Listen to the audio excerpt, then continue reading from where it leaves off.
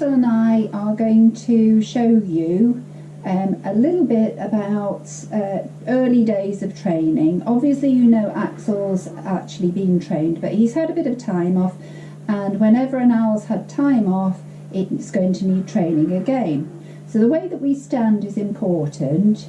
So I mustn't stand looking at him, because if he lands on the glove, I'm in the way. So we stand sideways on with the back of our glove, thumb up, facing Axel, and I'm going to show him the food and get him to step onto the glove. But as hopefully you can see, I'm about 2 feet away from him, and this is what you're going to be doing with Willow for the next couple of weeks.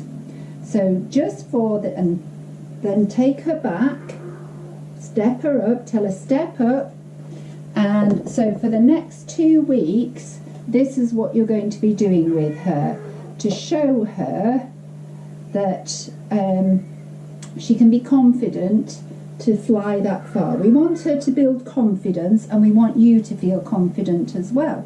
So by doing this little exercise several times a day, so you're going to, when you feed her in the morning is a good time to do it, and when you feed her of an evening, it's a good time to do it, because she's going to be a little bit hungrier at those times. So she's currently on 3 to 4 chicks a day, and we may soon need to go down to 2 chicks a day, but we'll see how that is. So just this simple exercise, making sure they can see the food, just hop that short distance onto the glove, and that will help build confidence. One of the other jobs that you need to do is to teach Willow to jump onto the scales. Sorry, I've chopped my head off there. And just that short distance, and she'll get used to stepping onto the scales. It'll seem strange at first, but then when she gets used to it, she will just step onto the scales.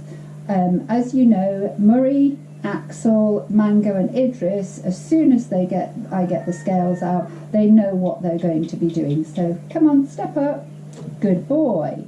There. And we always give them a reward. That's really important, because we're using a system called classical conditioning, and what that does is reinforces the behavior that we want to see.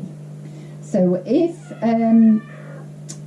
Axel here was to do something I didn't want him to do, then I would just ignore it. I wouldn't shout at him, I wouldn't tell him off.